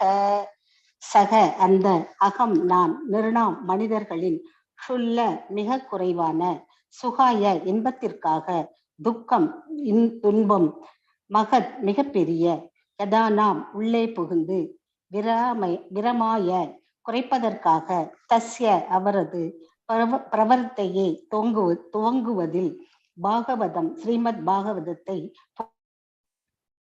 புராணம் புராணம் எது ஆக கூறினார் சாக்ஷாத் நேரடியாக பகவான் பரமபுருஷர் ரிஷிப்ய முனிவர்களுக்கு. மொழிபெயர்ப்பு புராணம் புராணம் யக்ஷாத் நேரடி புருஷர் ரிஷிப்யக இந்த இன்பத்திற்காக கொண்டுள்ளவர்களின் மத்தாஜி யாரு வாசிக்கிறாங்கன்னு தெரியல. மிக நான் தான் படிக்கிறேன் மத்தாஜி. மொழிபெயர்ப்பு மிக குறைந்த இன்பத்திற்காக பெரும் துன்பங்களில் சிக்கிக் கொண்டுள்ளவர்களின் நன்மைக்காக மாமுனிவர்களிடம் பரமபுருஷரால் நேரடியாக பேசப்பட்ட பாகவத புராணத்தை பற்றி இப்பொழுது நான் பேச ஆரம்பிக்க போகிறேன். பொருளுரை. சீட பரம்பரையில் வரும் ஸ்ரீமத் பாகவதம் மனித சமூகத்தின் பிரச்சனைகளுக்கு தீர்வு காண்பதற்காகவே தொகுக்கப்பட்டது என்பதால் அதை பற்றி பேசுவதென மைத்ரேய முனி தீர்மானித்தார். பாக்கியசாலிகளால் மட்டுமே தூய பகவத் பக்தர்களின் சகவாசத்தில் ஸ்ரீமத் பாகவதத்தை கேட்கும் வாய்ப்பை பெற முடியும். ஜட சக்தியினுடைய வசியத்தின் காரணத்தால் சிறிதளவு பௌதீக பந்தத்தில் சிக்கிக் கொண்டுள்ளனர். பலன் கருதும் செயல்கள் பந்தப்படுத்தக்கூடியவை என்பதை அறியாமல் அவற்றில் அவர்கள் ஈடுபட்டுள்ளனர். தான் இவ்வுடல் என்ற தப்பெண்ணம் கொண்டுள்ள ஜீவராசிகள் முட்டாள்தனமாக பல பொய்யான பற்றுக்களுடன் தங்களை தொடர்பு படுத்திக் கொள்கின்றனர். பௌதீக பொருட்களுடன் நிரந்தரமாக வாழலாம் என்று அவர்கள் நினைக்கின்றனர். இந்த தப்பெண்ணம் மிகவும் தீவிரமானதாக இருப்பதால் பகவானுடைய புறச்சக்தியின் கீழ் ஒவ்வொரு பிறவியிலும் ஒருவன் தொடர்ந்து துன்பங்களை அனுபவிக்கிறான். புத்தக பாகவதத்துடனும் பாகவதம் என்னவென்பதை அறிந்துள்ள பக்த பாகவதருடனும் ஒருவர் தொடர்பு கொள்வாரானால் அத்தகைய பாக்கியசாலியால் பௌதீக சிக்கலில் இருந்து வெளியேற முடியும். எனவே துன்புறும் உலக மக்களிடம் கொண்டுள்ள இரக்கத்தினால் ஸ்ரீ மைத்ரேய முனிவர் முதலும் கடைசியுமாக ஸ்ரீமத் பாகவதத்தை பேசுவதென தீர்மானித்தார். ஜெய் பிரபுபாதா. ஹரே கிருஷ்ணா மாதாஜி. தேங்க்யூ. ஷீலா பிரபுபாதா கி ஜெய். ஹரே கிருஷ்ணா. பிரபுபாதா கி ஜெய். ஹரே கிருஷ்ணா மாதாஜி. ஹரே கிருஷ்ணா ஹரே கிருஷ்ணா. சோ இந்த ஸ்லோகம் நமக்கு என்ன எடுத்துரைக்கப்படுகின்றது? அதாவது இந்த ஸ்லோகத்துல நாம் என்ன தெரிஞ்சுக்கிறோம் போறோம்னாக்கா, அவர் பாகவதம் எடுத்துரைக்க போகின்றார் என்பதை பற்றி சொல்லப்பட்டிருக்கு. சோ மைத்ரேய ரிஷி அவர் தீர்மானிக்கின்றார் இந்த பாகவதத்தை மேலும் எடுத்துரைக்கணும். இங்கே பாகவதத்தினுடைய குளோரிபிகேஷன் இல்லையா? பாகவதத்தை வாசிக்கிறதும் பாகவதம் சொல்பவர்களோட நம்முடைய அசோசியேஷன், அதாவது ரிலேஷன்ஷிப் வச்சுக்கிறதும் நாம இந்த பௌதீக சிக்கலில் இருந்து வெளியேறதற்கான ஒரு மார்க்கமாக ஸ்ரீல பிரபுபாதா அவர்கள் அழகாக இந்த மொழிபெயர்ப்புல கொடுத்திருக்கார். சோ அசோசியேஷன், பாகவதத்தினுடைய முக்கியத்துவத்தை நாம் இந்த இடத்துல தெரிந்து கொள்ள வேண்டும். ஏனென்றால் அவை அனைத்தும் பகவானை பற்றி சொல்வது. சோ எது வரைக்கும் நாம பகவானை பற்றி கேட்டுக்கொண்டே இருக்கின்றோமோ அது வரைக்கும் நம்ம கிட்ட இருக்கக்கூடிய தேவையற்ற கலங்கங்கள் நம்ம கிட்ட இருந்து தூரமாக விலக ஆரம்பிக்கின்றது. பக்குவ நிலைக்கு நாம அழகா அதாவது பாத்தீங்கன்னாக்க ஈஸியா சுலபமாக நம்மளால பக்குவ நிலையை அடைய முடியும். சோ நம்ம உட்கார்ந்து தியான பயிற்சிகள் இதெல்லாம் செய்யறது நமக்கு ரொம்ப கடினமான இது. எல்லாருக்கும் இந்த சாத்தியக்கூறுகள் கிடையவே கிடையாது இல்லையா? டைம் இருக்காது இல்லையா? அடுத்து சொல்லி கொடுப்பவர்கள் கிடையாது. இந்த தியான பயிற்சிகள் எல்லாமே கரெக்டா சொல்லி கொடுக்கணும். இல்லைன்னா நமக்கு உள்ள இருக்கக்கூடிய இந்த சக்கரங்கள்ல நாம எங்க போய் எங்க நம்ம ப்ராப்ளம் கிரியேட் பண்ணிக்கோன்னு நமக்கே தெரியாது. உட்சுவாசம் வெளி சுவாசம் பண்றது, ஒவ்வொரு சக்கரத்திலையும் ஃபோக்கஸ் பண்ணி செய்யறது, இதெல்லாமே ஒருவர் வழி நடத்துதல்ல மட்டும்தான் நம்ம செய்யணும். ஏனென்றால் நாம் ஏதாவது தவறு இழைத்து விட்டு அதனால இந்த உடல் உபாதை என்பது ஏற்பட்டால் அதற்கு ஒரு ரெமிடி அவங்களாலதான் சொல்ல முடியும். என்னால் பயிற்சி செய்வது என்பது அவ்வளவு சுலபம் கிடையாது. ஆனா பாகவதத்தை நம்மளால வாசிக்க முடியும் இல்லையா? தெரிந்து கொள்ள முடியும். அவர் சொல்லி கொடுக்குறவங்களோட நம்மளோட அசோசியேஷன் இருக்கலாம் இல்லையா? இப்ப நாம எல்லாருமே அதாவது நம்ம எல்லாருமே கடன் பட்டிருக்கின்றோம். அதாவது ஷீலா பிரபுபாதா அவர்களுடைய அந்த ஆர்கனைசேஷனுக்கு நாம கடன் பட்டிருக்கின்றோம். மேலும் என்என்டி பிரபுஜிக்கு நாம நிறையவே கடன் பட்டிருக்கிறோம். அவர் மாத்திரம் இந்த ஆன்லைன் கிளாஸஸ் எடுத்துட்டு வரலன்னா கண்டிப்பா நாம இந்த பிளாட்ஃபார்ம்ல இந்த அசோசியேஷன் நமக்கு ஏற்படுத்தியிருக்க மாட்டோம். அதனால அவர்களுக்கு நம்மளுடைய நன்றிகளை நாம் எப்பொழுதுமே மனதளவில் எப்பவுமே நம்ம சொல்லிக்கணும். This platform is we are blessed to have this platform actually இல்லையா? ஸோ இல்லைன்னா நம்ம இந்த பிளாட்ஃபார்ம்ல இந்த பாகவதத்தை கண்டிப்பா யார் நீங்களே என்ன நினைக்கிறீங்களோ தெரியல, நான் மட்டும் என்னுடைய லைஃப்ல இந்த பாகவதத்தை தொட்டிருப்பேனா, பாகவதம் கேள்விப்பட்டிருக்கு இருக்குன்ட்டு, ஆனா இதெல்லாம் பார்த்திருக்க மாட்டேன், எதுவுமே செய்திருக்க மாட்டேன். So we should always be that is thankful and grateful to the association of NND Prabhuji team இல்லையா. ஸோ இது வந்து நமக்கு வந்து கடவுள் கொடுத்த வரப்பிரசாதம், இவர்கள் மூலியமா நமக்கு கிடைக்க பெற்றிருக்கின்றோம். அதனால இந்த ஆப்பர்ச்சுனிட்டியை வந்து நாம கண்டிப்பா வந்து கடைசி வரைக்கும் எடுத்துட்டு போகணுன்ற அந்த உறுதியை வந்து வச்சுண்டு நம்முடைய முயற்சி செய்யும் பொழுது பகவானும் நமக்கு வந்து அருள் பாலிப்பார். ஸோ அவருடைய கருணைக்காக நாம கண்டிப்பாக யாசிக்க வேண்டும். ஸோ அகம் நிருணாம் சுல்லல சுகாய துக்கம் மகத் கதானாம் விரமாய தஷ்ய பிரவர்த்ததே பாகவதம் புராணம் யத் ஆக சாக்ஷாத் பகவன் ரிஷிப்ய. அதாவது சா அந்த, அகம் நான், நுரானாம் மனிதர்களின், சுல்லக மிக குறைவான, சுகாய சுகம் இல்லையா இன்பம், துக்கம் துக்கம் துன்பம், மகத் அப்படின்னா பெரியது, கதானாம் உள்ளே புகுந்து, விரமாய குறைப்பதற்காக, தஷ்ய அவரது, பிரவர்த்ததே துவங்குவதில், பாகவதம் ஸ்ரீமத் பாகவதத்தை, புராணம் புராணம், யத் எது ஆக கூறினார், சாக்ஷாத் அப்படின்னா நேரடியாக, பகவான் பகவானே ஸ்வயம் வந்து யாருக்கு எடுத்துரைத்தார், மைத்ரேயருக்கும் மற்றும் உத்தவருக்கு எடுத்துரைத்தார். அதை தான் இப்போ வந்து மைத்ரேய ரிஷி வந்து விதுரருக்கு எடுத்துரைக்க போகிறார். நாமளும் அதை தான் வந்து கேட்க போகின்றோம். ஸோ இதெல்லாமே வந்து சுகதேவ கோஸ்வாமி வந்து எடுத்துரைக்கின்றார். யாருக்கு? அதாவது பரீட்சித் மகாராஜனுக்கு. மேலும் சுகதேவ கோஸ்வாமி எடுத்துரைத்ததாக யாரு? நைமிஷரீனத்துல இருக்க சௌனிக ரிஷிகள் தலைமையில இருக்க ரிஷி முனிகளுக்கு எல்லாமே சுத கோஸ்வாமி அவர்களும் எடுத்துரைத்து கொண்டிருக்கிறார். எத்தனை பேர் இந்த பாகவதத்தை பேரலா சொல்லிட்டு இருக்காங்கன்றத நாம் இந்த இடத்துல பாகவதத்தை படிக்கும் பொழுது நம்மளால புரிந்து கொள்ள முடியும். சோ முனிவர் நாம் எல்லாரும் கூட இப்போ ஷீலா பிரபுபாதர் அவர்களுடைய எழுத்துக்கள் மூலியமாக இங்க உட்கார்ந்து இந்த ஆர்கனைசேஷன் மூலியமா வாசிச்சு கொண்டு இருக்கின்றோம் இல்லையா. ஸ்ரவணம் கீர்த்தனம் ரெண்டுமே பண்ணிட்டு இருக்கோம். மிக குறைந்த இன்பத்திற்காக இல்லையா, மிக குறைந்த இன்பம் இந்த பௌதீகத்தில் தான். பேரானந்தம் என்பதுதான் வந்து நமக்கு வந்து ஆன்மீகத்தில் கிடைக்க பெறுவது இல்லையா. பெருந்துன்பங்களில் சிக்கி உள்ளவர்களின் நன்மைக்காக சோ மிக குறைந்த இன்பத்தை நோக்கி நாம் செல்லும் பொழுது மிக பெரிய அதாவது கஷ்டங்களையும் வந்து பிற்காலத்தில் நாம வந்து அனுபவிக்க வேண்டும். எதெல்லாம் பௌதீக சுகத்திற்காக நாம் செல்கின்றோமோ இல்லையா, பௌதீகத்தால் ஏற்படக்கூடிய சுகம் என்பது நமக்கு நிரந்தரமற்றது. அதே ஆன்மீகத்தால் கிடைக்க பெறுவது என்றுமே நித்தியமானது என்பதை நாம புரிந்து கொள்ள வேண்டும். சோ அப்படிப்பட்ட ஒரு நன்மையை வந்து இங்க இருக்கிறவங்களுக்கு எல்லாருக்கும் வழங்கணும் என்பது அதாவது மைத்ரேய ரிஷியினுடைய கருத்து. அதனால இந்த ஆப்பர்ச்சுனிட்டி, இந்த வாய்ப்பை அவர் வந்து உபயோகப்படுத்தி யாருக்கு எடுத்துரைக்க போகின்றார்? விதுரருக்கு வந்து விளக்க போகின்றார் பாகவத புராணத்தை. நாமும் அந்த பாதையில் வந்து இப்ப வந்து அடியெடுத்து வச்சிருக்கோம்.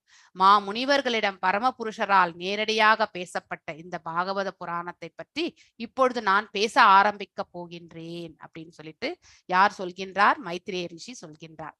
சோ அதாவது உத்தவருக்கும் அதே மாதிரி மைத்ரேய ரிஷிக்கும் பகவான் ஸ்வயம் இந்த பிரபஞ்சத்தை விட்டு செல்லும் பொழுது இதெல்லாமே எடுத்துரைத்து சென்றார் என்பதை மீண்டும் இந்த இடத்துல வந்து நினைவு கூறப்படுகின்றது. ஒரு சீட பரம்பரையில் வரும் ஸ்ரீமத் பாகவதம் இல்லையா, பரம்பரால தான் நம்ம படிக்கணும். சோ வியாக்கியானங்கள் எல்லாமே வந்து அப்பதான் வந்து உள்ளதை உள்ளபடி ஒவ்வொரு குருமார்களும் அவர்களுக்கு உணர்ந்தது எல்லாவற்றையுமே அந்த இடத்துல எழுதி வச்சுட்டு போவாங்க இல்லையா. அதனாலதான் பரம்பரா சிஸ்டம், ஒரு டிசைப்ளிக் சக்சஷன் இல்லையா. அதாவது நம்ம எப்பவுமே கேட்கணும், அதாவது நமக்கு மேல இருக்கக்கூடிய ஹையஸ்ட் அத்தாரிட்டி கிட்ட இருந்து நம்ம கேட்கணும். ஏனென்றால் உள்ளதை உள்ளபடி வந்து உணர்ந்தவர்கள் அவர்கள். அதனால அவர்களால மட்டும்தான் நமக்கு வந்து இந்த ஞானத்தை வந்து எடுத்துரைக்க முடியும். சோ மேலும் இப்ப அதை தான் நம்ம இந்த இடத்துல கேட்டுக்கொண்டிருக்கின்றோம். மனித சமூகத்தின் பிரச்சனைகளுக்கு தீர்வு. நமக்கு அநேக பிரச்சனை இல்லாத வாழ்க்கையே கிடையாது. காலையில் தொடங்கி மாலை படுக்கிற வரைக்குமே வந்து நமக்கு வந்து பிரச்சனைகள் உண்டு. ஆனால் அதை எதிர்கொள்ளக்கூடிய திறன்தான் நாம வளர்த்து கொள்ள வேண்டும். அப்படின்னா சத்துவத்தை நாம மேலும் மேலும் அபிவிருத்தி செய்து கொள்வதற்கு இப்படி பகவத்கீதை பாகவதத்தை வந்து நாம கேட்கும் பொழுது பக்குவ நிலையை நாம அடைகின்றோம். சோ அப்ப தீர்வுகளும் நம்ம எந்த ஒரு செயலுக்குமே தீர்வு உண்டு, எந்த ஒரு கஷ்டத்திற்கும் வந்து தீர்வு உண்டு. ஆனா அதை நாம வந்து அதாவது நிதான புத்தியோடு ஆலோசனை செய்தால் கண்டிப்பாக நமக்கு சொல்யூஷன் கிடைக்கும். அதே நம்ம ஆத்திரப்பட்டு கோபப்பட்டு இல்லையா புத்தியை இழந்து நாம ஒரு தீர்மானத்தை நாம் எடுத்துக்கொண்டால் அது நமக்கே பிற்காலத்தில் வந்து அதாவது பெரிய ஆபத்தில் வந்து நின்றுவிடும். அதனால்தான் பக்குவம் அடைவது என்பது உயிர் வாழியும் பிரயத்தனிக்க வேண்டிய ஒரு தலையாய கடமை. பக்குவத்தை அவர்கள் எடுத்து சென்றால் மட்டும்தான் வந்து அவர்கள் ஆற்றக்கூடிய கடமைகளில் வந்து பூர்ணத்துவத்தை பெற முடியும். அதனால் அவர்கள் எல்லாருக்குமே நன்மையை வழங்க வல்ல செயல்களில் அவர்களால ஈடுபட முடியும் இல்லையா? பக்குவமற்றவர்கள் ஆற்றக்கூடிய கடமைகள் எல்லாமே வந்து நன்மை பயக்காது. அது சுயநலமும் கலந்திருக்கும் இல்லையா? ஃபோக்கஸ்ட் நம்முடைய முயற்சி, நம்முடைய முன்னேற்றம், அப்படிப்பட்ட ஒரு நிலையில தான் நாம வந்து செயலாற்றி கொண்டே இருப்போம். சோ பிரச்சனைகளுக்கு தீர்வு காண்பதற்காகவே தொகுக்கப்பட்டது என்பதால் இல்லையா ஸ்ரீமத் பாகவதம், அதை பற்றி பேசுவதென மைத்ரேய முனி தீர்மானித்தார். எஸ், பாகவதத்தை கேட்க கேட்க நம்ம வந்து மனசு வந்து பாத்தீங்கன்னாக்கா ஈர்க்கப்படுகின்றது, பக்தியின் தரப்பில் ஈர்க்கப்படுகின்றது. எல்லாம் வல்ல இறைவன் மீது நம்முடைய மனதை நம்மளால லயிக்க முடிகின்றது. அப்படிப்பட்ட ஒரு மனதால் என்ன நடக்கும்? நம்ம கலங்கங்கள் எல்லாம் நம்ம கிட்ட இருந்து தூரமாக விளங்க ஆரம்பிக்கும். அடுத்தவர்களையும் நாம வந்து மரியாதை கொடுக்கக்கூடிய இல்லையா அந்த 18 குவாலிட்டிஸ், அதாவது ஞானம் இல்லையா, எதுல படிச்சிருக்கோம் நம்ம வந்து, அதாவது சதுர்ஸ்லோகி அப்படிங்கிறது வந்து படிச்சிருக்கோம் இல்லையா? சோ அந்த இதுல வந்து பார்க்கும்போது ஞானத்தை நம்மளால வந்து பெற முடியும் இல்லையா? 10.8 அந்த ஸ்லோகங்கள் நாம ஆல்ரெடி படிச்சிருக்கோம். ஞானமாக சிலது எல்லாமே பகவான் வந்து அறிவித்திருக்கின்றார் இல்லையா? சோ அதாவது 13வது அத்தியாயத்திலையும் வந்து 8 to 12 ஸ்லோகத்தை நாம படிச்சிருக்கோம். மேலும் வந்து தெய்வீகமான குணங்கள் வந்து 16வது அத்தியாயத்துல முதல் 3 ஸ்லோகங்கள்ல வந்து அழகா எடுத்துரைக்கப்பட்டிருக்கு. இப்படிப்பட்ட குவாலிஃபிகேஷன் எல்லாம் ஒவ்வொரு உயிர் வாழியுமே வந்து அபிவிருத்தி செய்து கொள்ள முடியும். அதுதான் அவனுக்கு வாழ்க்கைக்கு நன்னிலை கொடுக்கும். அவனுடைய வாழ்க்கையில வந்து முன்னேற்றம் என்பது ஆன்மீக பாதை. இந்த பௌதீக முன்னேற்றம் எல்லாம் தற்காலிகமானதுதான். சோ இந்த பிறவில நாம அதாவது ஒரு பெரிய பணக்காராக பிறந்திருக்கலாம் இல்லையா? போன ஜென்மத்துல செய்த நற்காரியங்களால் இந்த ஜென்மத்துல நம்ம நிறைய, அதாவது பாத்தீங்கன்னா செல்வத்தோடு இருக்கக்கூடிய தகுதியை நம்ம பெற்றிருக்கலாம். ஆனால் அதை எல்லாமே வந்து நம்ம பகவான் பக்திக்கு வந்து உபயோகப்படுத்த, அவரை மையமாக வைத்து அனைத்து காரியங்களில் நாம வந்து உபயோகப்படுத்தினால் கண்டிப்பாக அடுத்த ஜென்மம் வந்து நமக்கு எப்படி இருக்குமோ அது நன்மை பயக்கக்கூடியதாக இருக்கும். ஒன்று மோட்சமோ இல்லை வந்து ஒரு நல்ல நிலை, நல்ல கதியை அடையிறதோ, அது எல்லாமே நமக்கு கிடைக்க பெறுவோம். ஆனால் பகவானை, அதாவது காட் சென்ட்ரிக்கா இல்லாம நமக்கு கிடைத்த இந்த பொருளை உபயோகப்படுத்தி அகங்காரத்தோடு நாம் செய்தால் கண்டிப்பாக அடுத்த ஜென்மம் வந்து ஒரு பிச்சைக்காரனாக வருவதற்கும் வந்து நமக்கு வந்து வாய்ப்பு வந்துடும். அந்த மாதிரி நாம கிடைத்த எந்த வாய்ப்பையுமே பக்தி கொண்டு நாம செயல்படுத்தணும். எல்லாம் ஈஷாவாசிய பிரின்சிபல் இல்லையா? ஈஷாவாசிய பிரின்சிபல் என்ன சொல்றது? நமக்குன்னு இருக்கக்கூடிய கோட்டாவை மட்டும்தான் நம்ம வந்து, இந்த பிரபஞ்சத்துல இருக்கக்கூடிய அனைத்திற்குமே பரம உரிமையாளர் அவர்தான். சோ எல்லாமே நம்ம எல்லாமே செகண்டரி தான். சில காலம் மட்டும்தான் இதை நமக்கு உரிமையோடு உபயோகப்படுத்தி கொண்டு நாம இங்க விட்டுட்டு போயிடுறோம், அவ்வளவுதான். அப்படி இருக்கும் பொழுது அனைத்திற்கும் உரிமையாளராக இருக்கக்கூடிய பகவான் அவர் நம்முடைய தந்தை இல்லையா? நாம் எல்லாம் அவருடைய பிள்ளைகள். அப்படி இருக்கும் பொழுது தந்தை மகன் இந்த உறவு முறை வரும் பொழுது மகன் வந்து தந்தைக்கு உரிமையா இருக்கக்கூடிய பொருட்களை உபயோகப்படுத்துவதற்கு வந்து கண்டிப்பாக வந்து அனுமதி உண்டு இல்லையா? So that is the right. ஆனா அதை எவ்வாறு உபயோகப்படுத்துகின்றோம் என்பது மிக மிக முக்கியமானது இல்லையா? சோ நமக்கு எவ்வளவு தேவையோ, நமக்கு விதிக்கப்பட்ட கோட்டா, நாம் எந்த வர்ணத்தை சேர்ந்தவர், எந்த அதாவது குணாதிசயத்தோடு இருந்து கொண்டு செயல்படுத்துகின்றோம் என்பது மிக மிக முக்கியம். எந்த வர்ணத்தை சேர்ந்தவர், நாம் ஆற்றக்கூடிய காரியங்கள் என்ன, அதற்கேற்றவாறு அந்த கோட்டாவை நாம கண்டிப்பா உபயோகப்படுத்தணும் இல்லையா? ஒரு சத்திரியரா இருக்கும் பொழுது, ஒரு அட்மினிஸ்ட்ரேஷன்ல இருந்தா, இப்ப இல்ல, அந்த மாதிரி ஒரு ராஜா காலத்துல இருக்கும் பொழுது எஸ் அவங்க செல்வத்துல நிறைந்திருப்பார்கள். மேலும் அந்த அதாவது அவங்களை இந்த லோகத்துல இருக்கக்கூடிய அவங்க மக்கள் இல்லையா, அந்த ஜனங்களுக்கு எல்லாமே நன்மை செய்வதற்கு அவங்களுக்கு செல்வம் என்பது வேண்டும் இல்லையா? சோ யுதிஷ்டிர மகாராஜர் வந்து அரசாண்டார், இந்த பிரபஞ்சம் முழுதுமே வந்து அரசாண்டார் 32 ஆண்டுகள். சோ அனைத்தும் அவருடைய ஆட்சி கீழே இருக்கும் பொழுது is the ownership of that. அந்த மாதிரிதான் அங்க அவங்கவுங்க பிரஜைகள் வந்து அவங்கவுங்களுடைய பாகத்திற்கு ஓனர்ஷிப். அந்த மாதிரிதான் எவ்வாறு வந்து ஒரு அரசன் வந்து என்டையர், அதாவது பாத்தீங்கன்னாக்கா அவனுடைய தேசத்திற்கு முழுவதுமே அவன் எவ்வாறு உரிமையாளனாக இருக்கின்றானோ அதே போலதான் பகவானும் இந்த பிரபஞ்ச தோற்றத்துல இருக்கக்கூடிய அனைத்திற்கும் உரிமையாளர் என்பதை நாம புரிந்து கொள்ள வேண்டும். நாம் எல்லாம் சிலது மட்டும்தான் டெம்பரவரியா தான் நம்ம உரிமையாளர். சில காலம் உபயோகப்படுத்திட்டு நாம செல்ல போகின்றோம். அதனால நமக்குன்னு இருக்கக்கூடிய கோட்டாவை மட்டும்தான் நாம வந்து எடுத்துக்கணும். இன்னொருத்தருடைய கோட்டாவை நாம அபகரிக்க கூடாது, அது தவறு. சோ நம்ம கோட்டா நம்ம கர்ம பலனுக்கு ஏற்றவாறு கிடைக்க பெறுவோம் இல்லையா? அந்த கோட்டாவில மட்டும்தான் நாம செல்லணும். மிச்சம் இருக்கிறது பகவானுடைய கருணை. அதிகமாக அவர் கொடுக்கணும்னா அது அவருடைய கருணை. நாம் எந்த காரியத்திற்கு உபயோகப்படுத்துறோமோ அதற்கேற்றவாறு அவரும் அருள் புரிகின்றார். அதனால அவருடைய அருள் வந்து நமக்கு இப்படிதான் கிடைக்கணும் அப்படிதான் கிடைக்கணும் நம்ம வந்து கேட்டு பெற முடியாது. எல்லாம் வல்ல இறைவன் அவர் மனது அவர் எப்படி கொடுக்கணும்னு நினைக்கிறாரோ கண்டிப்பா கொடுப்பார். அதை நாம எதை கொடுத்தாலும் அதை ஏற்றுக்கொள்ளக்கூடிய மனப்பக்குவத்தை நாம வளர்த்து கொள்ள வேண்டும் இல்லையா? இப்ப மைத்ரேய ரிஷியும் அதை தான் செய்ய போகின்றார். பாகவதத்தை பற்றி எடுத்துரைக்க போகின்றார். எந்த ஒரு அதாவது எதிர்பார்ப்பும் இல்லாம இல்லையா? ஒரு பிராமணன் ஒரு குரு என்ற ஸ்தானத்தில் இருப்பவர்கள் வந்து எந்த ஒரு எதிர்பார்ப்பும் இல்லாமல் ஞானத்தை வந்து போதிக்க வேண்டும். அவர்கள் வந்து உத்தம பக்தர்களாக இருந்தாலுமே இல்லையா, ஒரு மத்தியம அதிகாரி நிலைக்கு வந்து ஏன்னா அந்த நிலைக்கு வந்துதான் அவங்களுடைய எதிர்த்தரப்புல இருக்கவங்களுடைய அதாவது லெவல் என்னன்னு தெரிஞ்சுட்டு அதற்கு ஏற்றவாறு அவர்கள் வந்து அந்த கருத்துக்களை அவர்கள் சிம்பிளா எடுத்துரைக்கணும் இல்லையா? நமக்கு எல்லாம் தெரியும் அப்படின்னு நினைச்சுட்டு அதே நிலையிலிருந்து நம்ம எடுத்துரைத்தால் கண்டிப்பாக யாராலுமே அதை புரிந்து வெரி ஹை லெவல் டீச்சிங்ல போனாக்கா கண்டிப்பா நம்மளால புரிந்து கொள்ள முடியாது. சோ மத்தியம அதிகாரி இது வந்து பிரபுபாதர் அவர்கள் வந்து எடுத்து சொல்லியிருக்கிறது. ஏன் உத்தம அதிகாரியாக இருப்பவர்கள் மத்தியம அதிகாரி லெவல்ல வரணும்னா, நம்ம கேட்கக்கூடியவர்கள் எல்லாருமே வந்து ஞான தளத்துல வந்து ஒரே சமமான நிலையில் இருக்க மாட்டார்கள். சில பேர் வந்து ஹையஸ்ட் லெவல்ல இருப்பாங்க, சில பேர் ரொம்பவுமே லோல இருப்பாங்க இல்லையா? ஒவ்வொருத்தருடைய உணர்தல் வந்து வெவ்வேறு நிலைகள்ல இருக்கும். அதனால்தான் மத்தியம அதிகாரியான்ற அந்த நிலையில வந்து நாம இந்த உபன்யாசங்கள் எல்லாமே வந்து சொல்லணும்னாக்கா ஒரு சிம்பிளா இருக்கக்கூடிய பர்சனுக்கு கூட பக்தி என்றால் வந்து ஒரு கனிஷ்ட அதிகாரி நிலையில் இருக்கிறவங்களுக்கு கூட இதை வந்து புரிய வைக்கிற மாதிரி நம்முடைய கருத்துக்கள் வந்து எக்ஸ்பிளனேஷன் அப்படி இருக்கணும்னு சொல்லியிருக்காரு.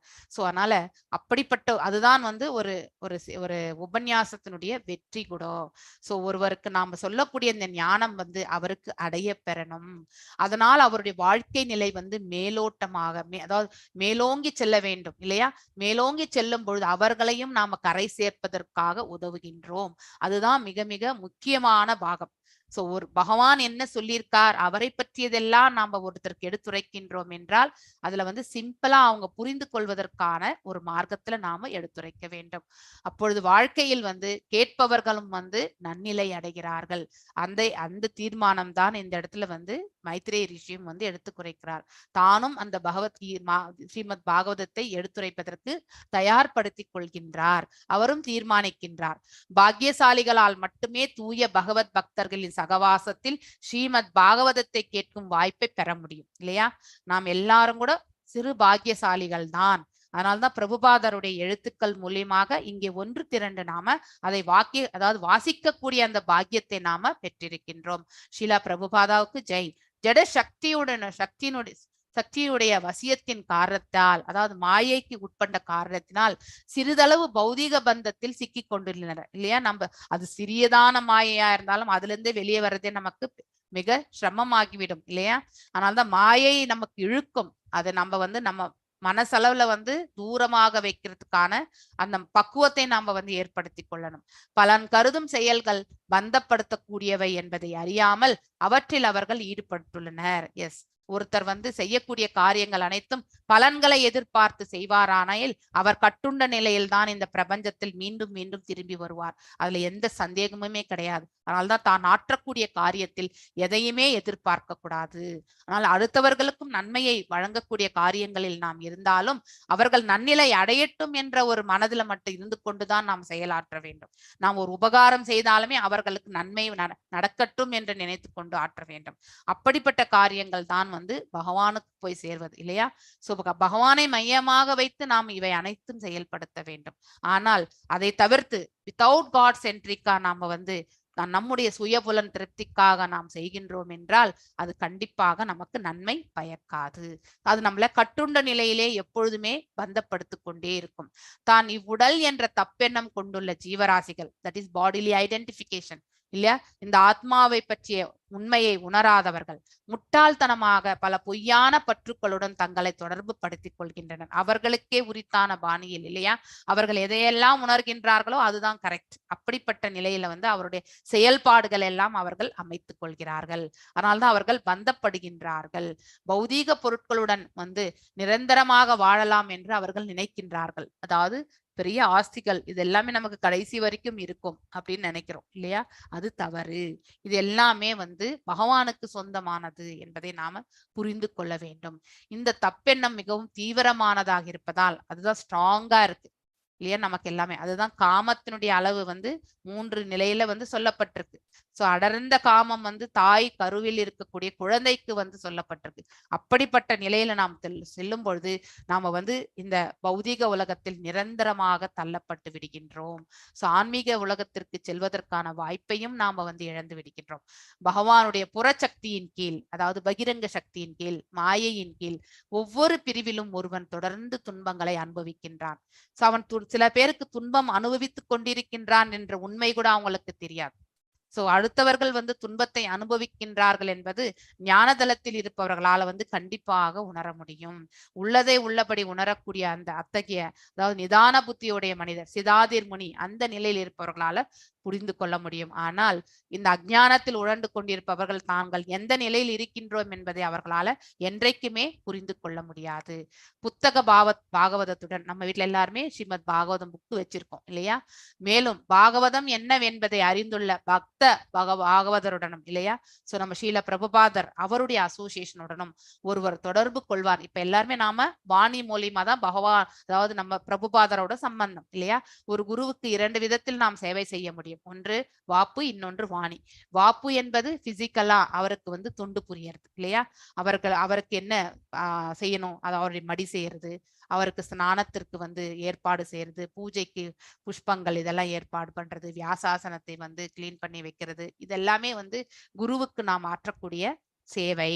இத்தகைய சேவை செய்வதற்கு ஒருவருக்கு பாக்கியம் இருந்தால் அது வாப்பு என்று சொல்லப்படுகின்றது. அவ்வாறு வாய்ப்பு எல்லாருக்கும் கிடைக்க பெறுவது கிடையாது.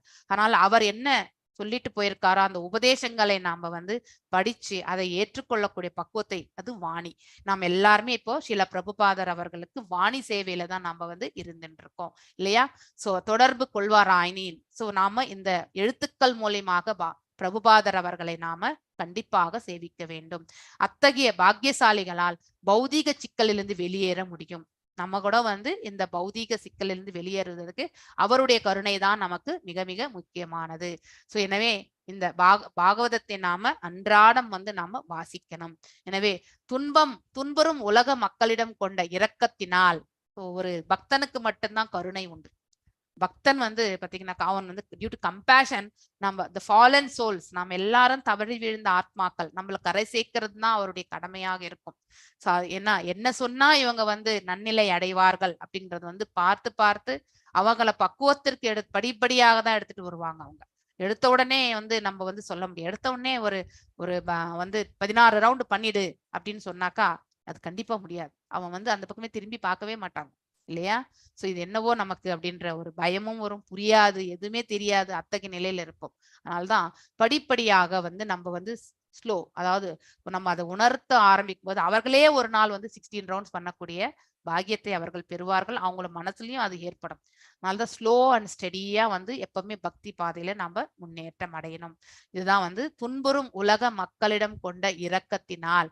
இது ஒருத்தர் ஒரு தூய பக்தரால தான் மட்டும் இதை செய்ய முடியும். இரக்கம் என்பது தூய பக்தரிடம் வரக்கூடிய குவாலிஃபிகேஷன். சோ இங்க தூய பக்தராக நாம கருதுவது யாரு என்றால், அதாவது மைத்ரேயர் முனி, இல்லையா? முதலும் கடைசியுமாக அவரும் இதை this is our first and லாஸ்டா ஸ்ரீமத் பாகவதத்தை சொல்லணும் அப்படின்னா விதுரருக்கு மட்டும்தான் அவர் சொல்ல போகின்றார் என்பதை இந்த கருத்திலிருந்து நமக்கு புரிய ஆரம்பிக்கின்றது. சோ கடைசியாக ஸ்ரீமத் பாகவதத்தை பேசுவதென அவர் தீர்மானித்தார். சோ நான் இன்றைக்கு இந்த பாயிண்ட்ல நிறைவு செய்கின்றேன். ஸ்ரீலா பிரபுபாதாவுக்கு ஜெய். அவருடைய கருணை, அவருடைய அருள் நம்ம எல்லாருக்குமே கிடைக்க பெறணும் அப்படிங்கிற பிரார்த்தனைகளோட நான் இந்த செஷனை வந்து நிறைவு செய்கின்றேன். வாஞ்ச கல்பதாருப்யஷ கிருப சிந்துப்ய வச்ச பதிதனாம் பாவனேபியோ வைஷ்ணவேபியோ நமோ நம. அனந்த கோட்டி வைஷ்ணவ விருந்த கி ஜெய். நாமாச்சாரிய ஹரிதாஸ் தாகூர் கி ஜெய். ஹரே கிருஷ்ணா கிருஷ்ண கிருஷ்ண ஹரே ஹரே, ஹரே ராம ராம